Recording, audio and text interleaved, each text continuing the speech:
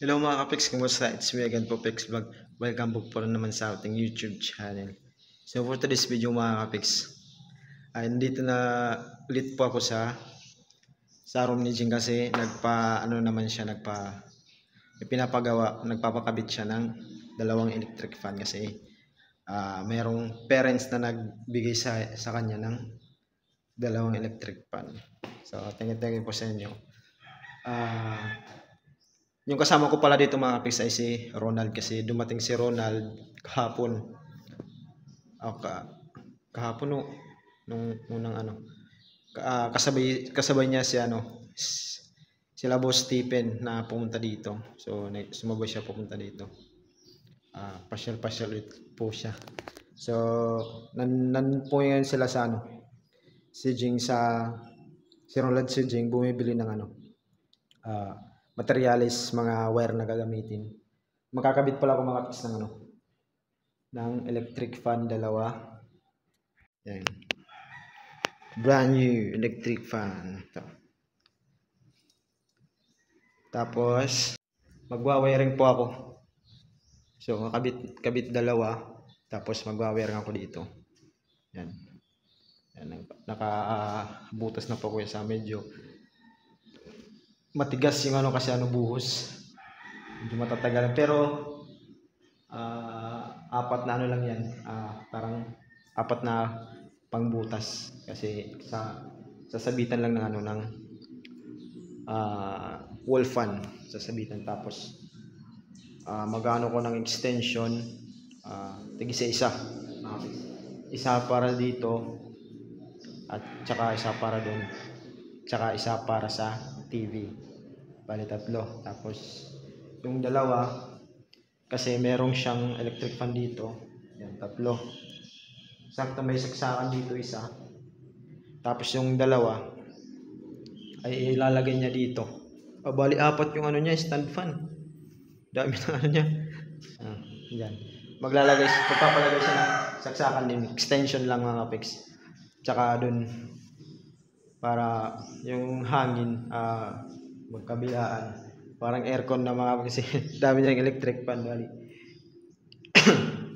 pito, anim na electric fan na siya, dalawang wall fan, apat na stand fan. So hindi na gaano mainit dito. Hindi naman gaano mainit dito mga pics pag hindi pag ganito makulimlim lang, medyo hindi mainit. Pero pag araw sobrang init ata dito, kaya may nagbigay ng nag-sponsor ng dalawang electric fan. Bali magulang po ng estudyante ni Jing. So hindi niya expect na may magbigay ng electric fan mga kapiks. So salamat sa mga parents na nagbigay ng electric fan. At parang kami lang po dito hanggang dito mga kapiks kasi medyo tahimik yan. Kami lang nandito kasi Sabado ngayon, walang pasok.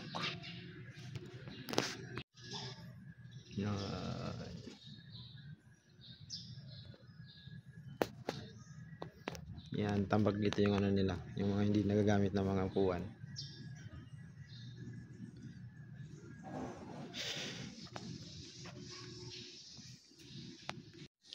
Yan, medyo maliwalas na po yung classroom ni Jing. Tapos ito na po yung kinabit naming grillis Christian. Yan, medyo maganda na mga kapiks. Yan, kasi pininturahan na po niya.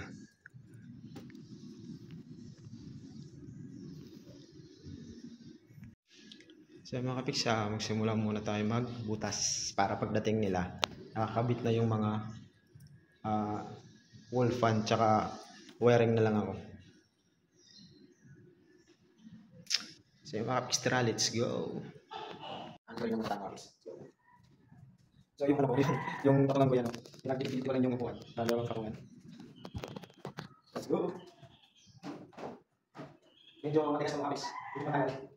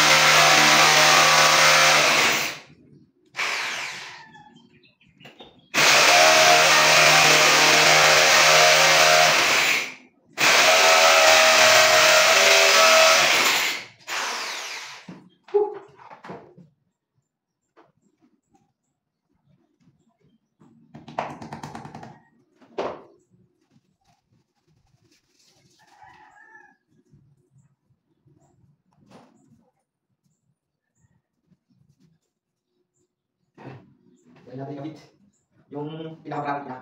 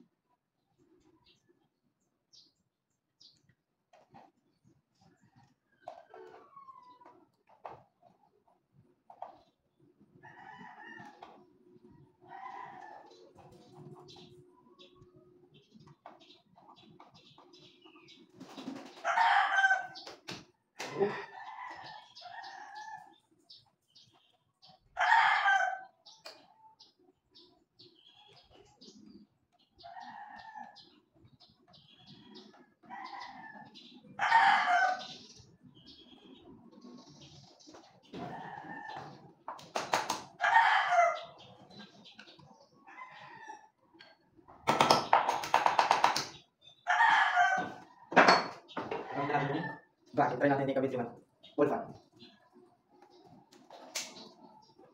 Yan yung mga isa. Saan kumaya? Kasi medyo mabigat yung wall fan.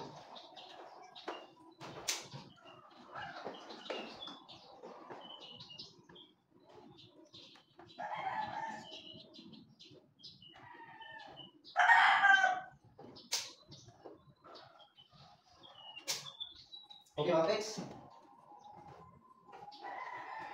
Yan mga Pex, okay. Matibay man natin pagkakaroon. So yung wala lang kayo dyan. Tapos dito naman tayo sa kabila. Let's go! Dito naman tayo. So, gawa tayo ng upuan. Patungan. Tagpi-tagpiin lang natin yung yung mga upuan dito. Wala kasi ang ladder.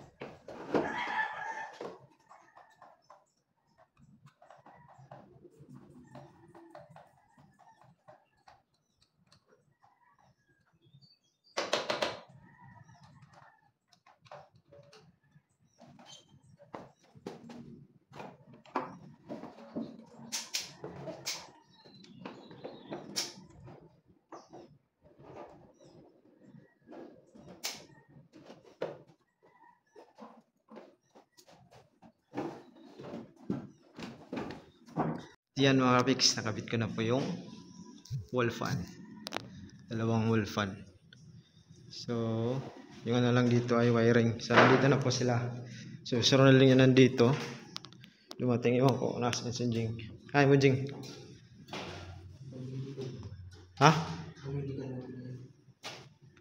Nagpa-medical pa daw si Jing. So, ito yung mga gamitin natin mga Pex sa pa-wiring. So, medyo maliit yung nabili nila. So, pwede na rin yun mga Pex kasi electric pang lang naman yung isasaksak. Wala namang masyadong mga pansis na malalakas kumain ng kuryente. So, ayan mga Pex, tara.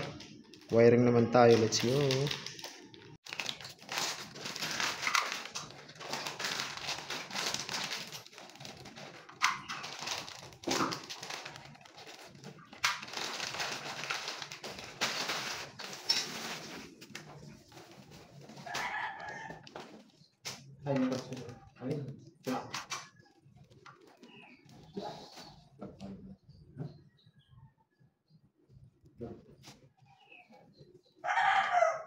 Hindi kahit tatawin.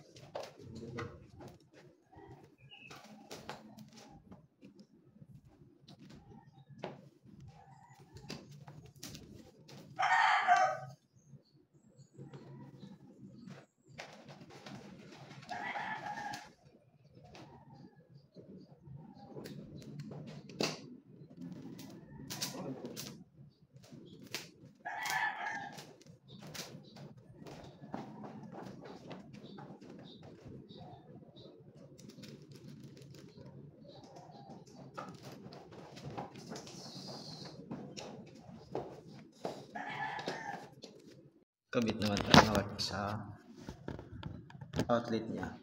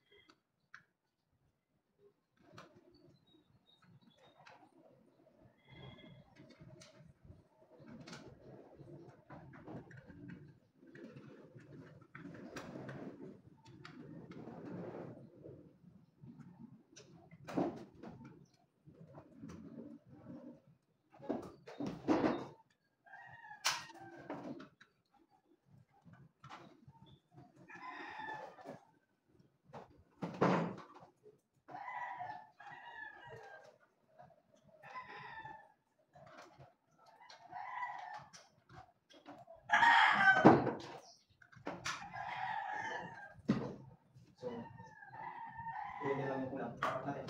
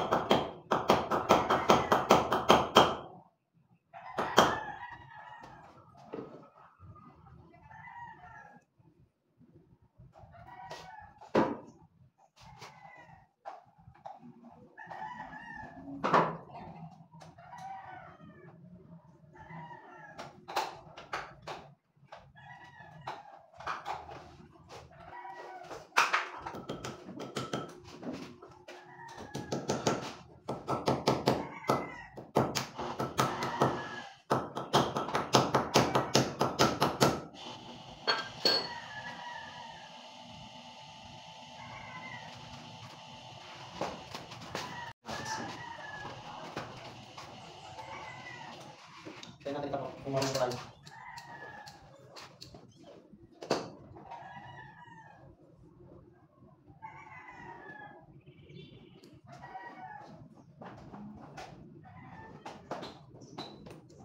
Okay na. Ito.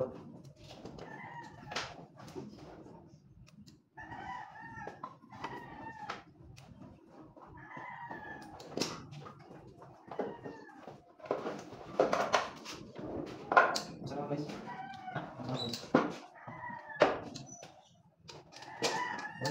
Anong scheme?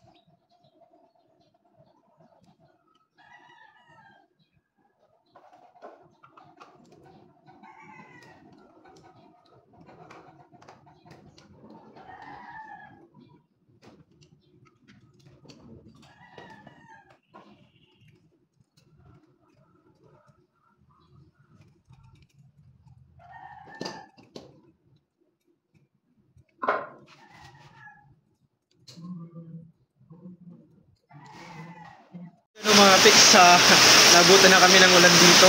So sobrang lakas ng ulan mga kapiks. So time check mga kapiks ay mag-aalas 10 na at tapos na rin po mga kapiks yung paggagawa ko dito sa room ni Jing ng pagkabit ng electric fan sa pag-wiring. So medyo tagalan na po kasi sa pag-wiring kasi inaano ko pa yung kung asan yung source ng kuryente. So ang dami kong binuksan. Yung una ay walang kuryente. Tapos yung pangalawa dito sa may ilaw may kuryente pero mahina. So naisipan namin dito na natin sasaksak sa isang outlet dito sa gilid. Tinesting namin malakas yung kuryente. So doon na kami nag-tap papunta sa dalawang electric fan tsaka isang TV. So tingnan natin. Bali apat pala na electric fan mga kapiks. So tingnan natin mga kapiks yung nagawa ko. Let's go.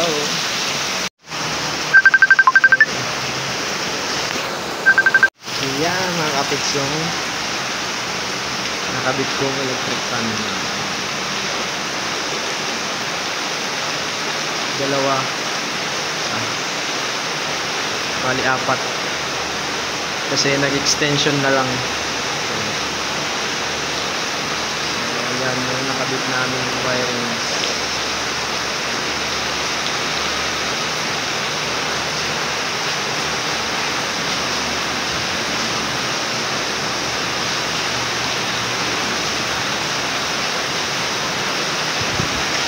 Punta doon.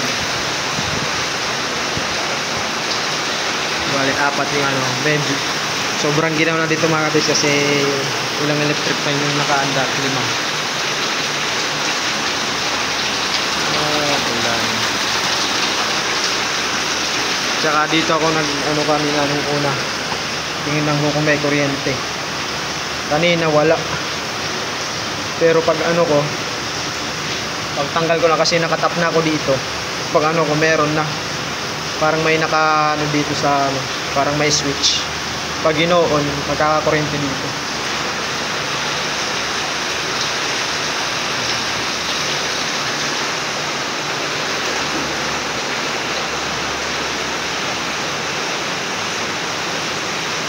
Si Ronald, naayos naman na ng salamin mo dyan. Side mirror sa motor. Pinapalitan. Tapos dito kami nagkuha ng source ng kuryente mga kapiks. Diyan. So magsak na lang kaming dito para medyo mabilisan na lang.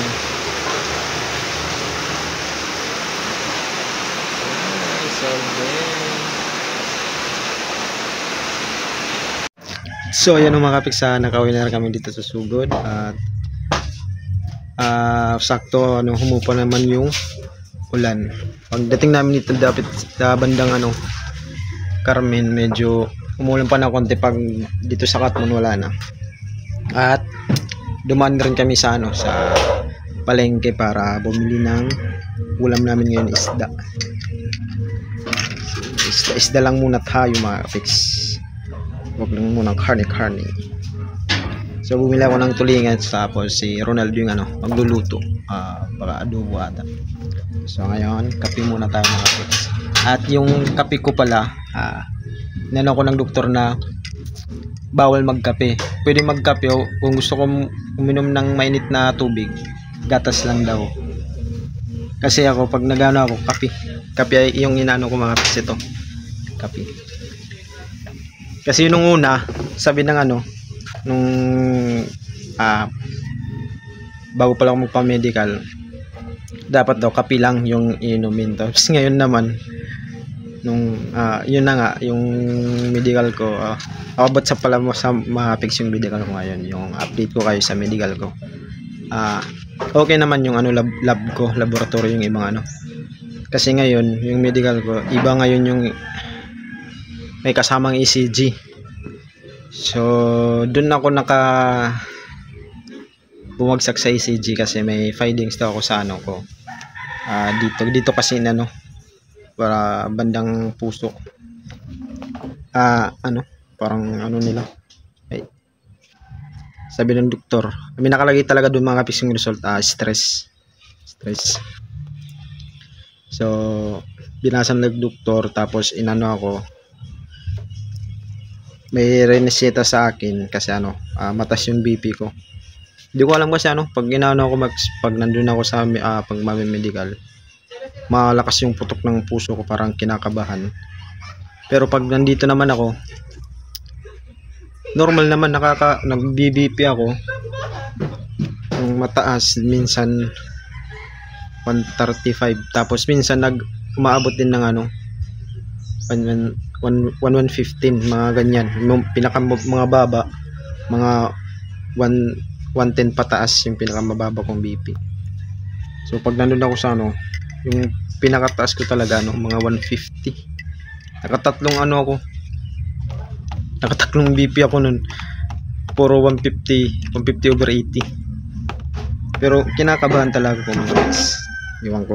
Hindi talaga kahit nagpahinga ako, nawawalan kaba ko, pero pag nandun na ako, binibipi ako kasi pag dito na mihigpit, lumalakas yung lumalakas yung tibok ng ko, kaya sa BP tapos may pinildapan ako doon, pinildapan nilagay ko doon, pinaka-dito na high blood pressure, chinek ko. Tapos nung natapos na ako ng lahat, tapos may result na, tiningnan ng nurse sa nurse station. Asto, bakit chinek mo yung blood pressure mo? High blood ka ba? Oo, nurse. Oo, sir. May maintenance ka na? Ako, wala pa. Pag may maintenance ka na, high blood ka. Pag wala pa, hindi ka high blood. Matas lang yung BP mo. So, sabi niya, wag kang mag-check kung ano-ano kung hindi ka pa sure sa ko. Pag niresetahan ka na ng doktor, yun, high blood ka na nung pag niresetahan ka na. So Dok, hindi ko alam kasi kada BP ko, mataas yung BP ko. Susunod, wag mong kung may reseta ka, may maintenance ka na, yun yung high blood ka na. So, ngayon, yung sa ECG ko, yung result is stress. May dalawang option mga kapiks para i-test yung ko sa stress test. Yung una, stress test, parang pag-konsulta pala sa doktor mga kapiks, may bayad. Tapos pag stress test, sinabihan ako nun magbayad ka, pero sabi ng nurse, hintayin mo lang yung doktor kung ano yung pasya sa'yo, kung i-stress test ka o iba. Hindi ako ni-stress test, pero inano ko sa mas mahal mga kapiks. Nirecommend ako sa Chungwa dito sa Cebu. Private yun mga kapiks. Mahal. Pag Chungwa pa lang, ay nako. Hindi ko naman maano yung doktor kasi mga kapiks, kasi yung doktor yun nagano sa akin. Hindi kami kasi high blood, mataas yung BP ko, hindi daw pwede mataas BP ko kasi yung stress test tatakbo parang sa gym, may parang ano umiikot tapos tatakbo ka, tapos may mga dikit-dikit dito sa yung ano, may monitor yung ano mo kung anong response ng tibok ng puso mo. Sabi ko naman kaya ko naman yung, kasi yung trabaho ko mga kapiks mas grabe pa nun. Akyat sa barko on board sa Chunishi, akyat baba ako pataas mga kapiks, ilang palapag yun yung sa building, paakyat patayo mga kapiks, paakyat pababa paakyat, tapos may daldala ka pang mga gamit.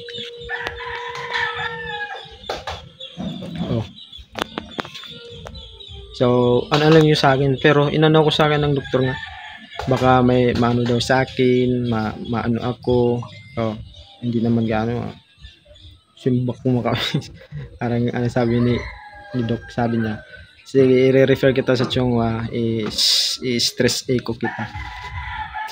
Tapos yun, yung pagpunta ko sa Chonghua ay ano, nagtanong ako magkano, medyo nadagdagan yung stress ko mga kapis, na sobrang stress kasi sobrang talagang mahal, mas mahal pa sa ano pag pa-medical ko ngayon, doble.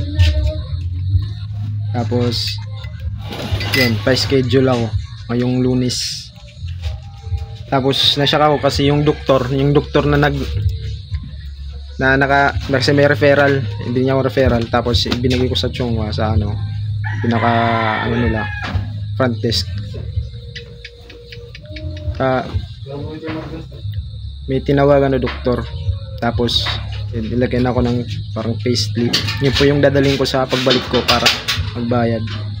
Tinignan ko yung doktor, tapos yung nag-referral sa akin, isa lang mga kapiks, isa lang yung doktor. Isang doktor lang, kasi tingnan ko pareho yung pangalan, so parang pareho lang yung nag ano to sa akin, nag-recommend tapos siya pala yung doktor pa rin dito sa ano, Chonghua. Ayan. So wala tayong magawa mga kapis kasi doktor yung nag-ano.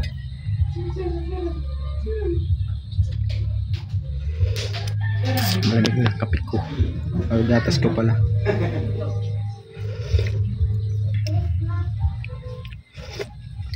Sana maging okay yung result sa ano, ECG. Iwan ko kung anong proseso niyan na ano nila.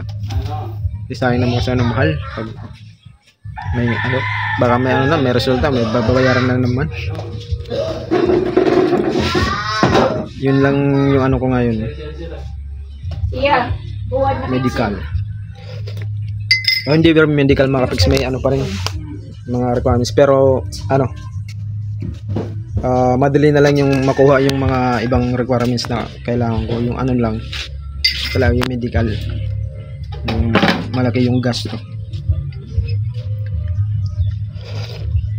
Meron pa siya malagay ano sa endorsement, kailangan din yun din yung malaki medical sa endorsement sa requirements. Yung iba madali na lang.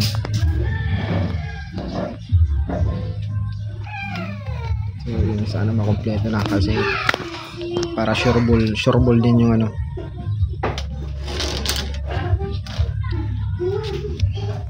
So yun mga pics, hanggang dito lang po muna tayo ulit. At syempre mga pics, don't forget to subscribe my YouTube channel. And see you in our next vlog mga pics. Bye bye.